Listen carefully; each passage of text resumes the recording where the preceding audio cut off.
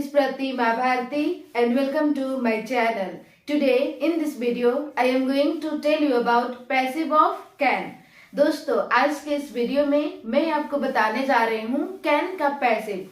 तो समझते हैं इसका सिचुएशन कि किस सिचुएशन में इनका यूज किया जाता है।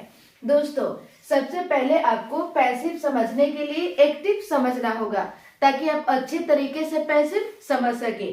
तो देख लेते हैं एक्टिव। गाइस, जब आपके पास प्रेजेंट टाइम में कोई काम करने के लिए कैपेसिटी होती है, पावर होती है, एबिलिटी होती है, तो इस सिचुएशन में दोस्तों आप यूज करते हो कैन का। एग्जाम्पल है एक्टिव का, मैं उसे पीट सकता हूँ, यानी मेरे पास इतना पावर है कि मैं उसे पीट सकता हूँ। तो इस सेंटेंस में गाइस आपका सब्जेक्ट क्या है? सब्जेक्ट है आई, और आई ही उसे पीट सकता है, यानी सब्जेक्ट आपका आई है और आई खुद एक्शन परफॉर्म करेगा, खुद एक्टिविटी करेगा। तो इस सिचुएशन में दोस्तों यहाँ पे हो जाता है एक्टिव सेंटेंस। यहाँ पे पैसिव का सेंटेंस है मुझे पीटा जा सकता है।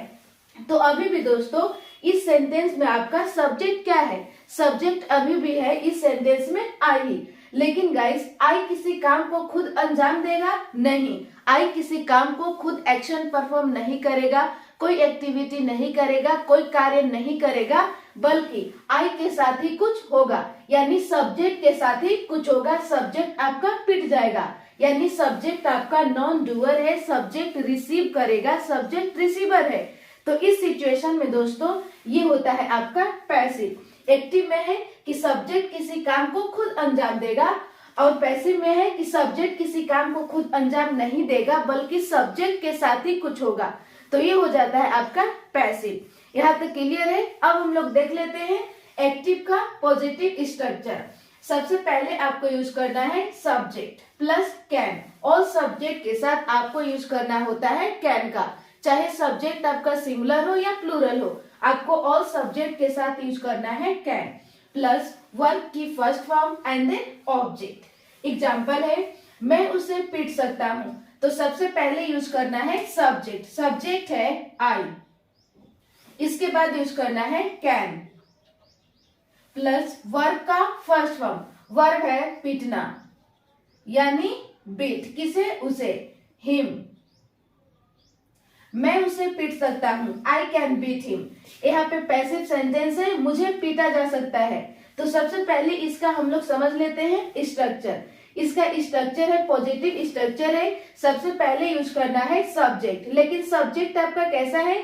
नॉन डूअर है। सब्जेक्ट कोई कार्य नहीं करेगा, कोई एक्शन परफॉर्म नहीं करेगा, कोई एक्टिविटी नहीं करेगा, बल्कि सब्जेक्ट के साथ ही कुछ होगा। प्लस यूज करना है कैन बी, प्लस वर्ब की थर्ड फॉर्म। पैसिव सेंटेंस में गाइस हमेशा वर्ब का थर्ड फॉर्म का यूज किया जाता है। यदि आपको जरूरत पड़े तो जरूरत के अनुसार आप बाय लगाकर डूअर को दिखा सकते हो, यदि आपको जरूरत पड़े तो। देख लेते हैं एग्जाम्पल। एग्जाम्पल है मुझे पीटा जा सकता है, तो सबसे पहले आपको यूज करना है सब्जेक्ट। सब्जेक्ट है आई, लेकिन सब्जेक्ट आपका कैसा है? नॉन डूअर है। सब्जेक्ट है आई, इसके बाद लगाना है कैन बी, प्लस वर्ब की थर्ड फॉर्म। वर्ब है पीटना, और पीटना का इंग्लिश बीट, और बीट की थर्ड फॉर्म बीटन। मुझे पीटा जा सकता है, आई कैन बी बीटन। यहाँ पे एक्टिव सेंटेंस है, वह इस काम को कर सकता है। तो सबसे पहले यूज करना है सब्जेक्ट। सब्जेक्ट है ही, इसके बाद यूज करना है कैन, प्लस वर्ब की फर्स्ट फॉर्म। वर्ब है इस काम को करना, यानी डू दिस वर्क। वह इस काम को कर सकता है, he can do this work. यहाँ पे पैसिव सेंटेंस है इस काम को किया जा सकता है। तो सबसे पहले यूज करना है सब्जेक्ट। सब्जेक्ट है इस काम, यानी दिस वर्क। इसके बाद यूज करना है कैन बी, प्लस वर्ब की थर्ड फॉर्म। वर्ब है करना, यानी डन। इस काम को किया जा सकता है, this work can be done. यहाँ पे एक्टिव सेंटेंस है, आप अंग्रेजी पढ़ा सकते हो। तो सबसे पहले आपको यूज कर देना है according to structure subject. Subject है आप, यानी यू। इसके बाद यूज करना है कैन, प्लस वर्ब की फर्स्ट फॉर्म, वर्ब है पढ़ाना यानी टीच। क्या पढ़ाना? अंग्रेजी, इंग्लिश। आप अंग्रेजी पढ़ा सकते हो, you can teach English.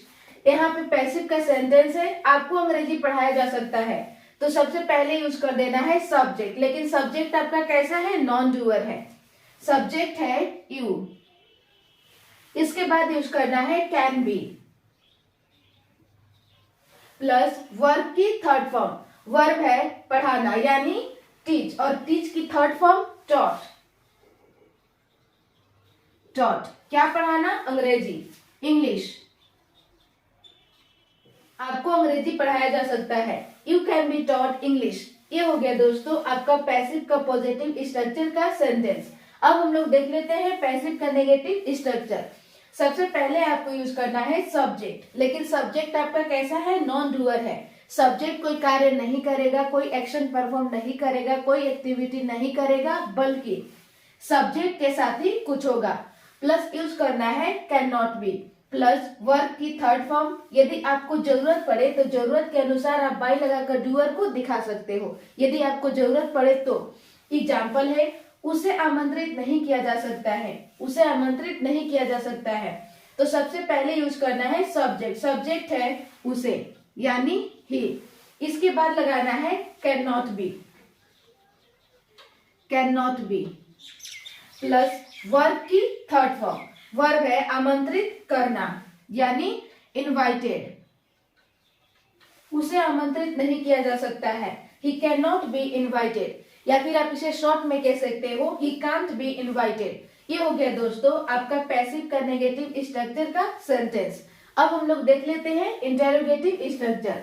Guys interrogative structure की जरूरत हमें कब पड़ती है?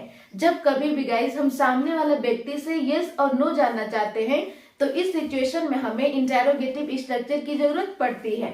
इसका स्ट्रक्चर है, सबसे पहले यूज कर देना है कैन प्लस सब्जेक्ट। सब्जेक्ट आपका कैसा है? नॉन डूअर है। सब्जेक्ट कोई कार्य नहीं करेगा, कोई एक्टिविटी नहीं करेगा, कोई एक्शन परफॉर्म नहीं करेगा, बल्कि सब्जेक्ट के साथ ही कुछ होगा। प्लस यूज करना है बी प्लस वर्ब की थर्ड फॉर्म। यदि आपको जरूरत पड़े तो जरूरत के अनुसार आप बाई लगाकर डूअर को दिखा सकते हो, जरूरत पड़े तो।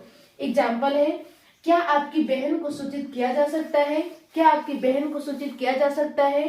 तो सबसे पहले यूज कर देना है कैन। इसके बाद यूज करना है सब्जेक्ट, सब्जेक्ट है आपकी बहन यानी योर सिस्टर। इसके बाद लगाना है बी प्लस वर्ब की थर्ड फॉर्म, वर्ब है सूचित करना यानी इन्फॉर्म्ड। क्या आपकी बहन को सूचित किया जा सकता है? Can your sister be informed. ये हो गया दोस्तों आपका कैन का पैसिव। तो बस गाइस आज के लिए इतना ही, मिलते हूँ नेक्स्ट वीडियो में। आई होप आपको ये वीडियो पसंद आया होगा, तो लाइक करें, और आपने अभी तक मेरे चैनल को सब्सक्राइब नहीं किया है तो प्लीज सब्सक्राइब करके बेल आइकन को प्रेस ऑन करें, ताकि मैं जब भी वीडियो अपलोड करूं तो आसानी से आप तक पहुंच सके। Thank you.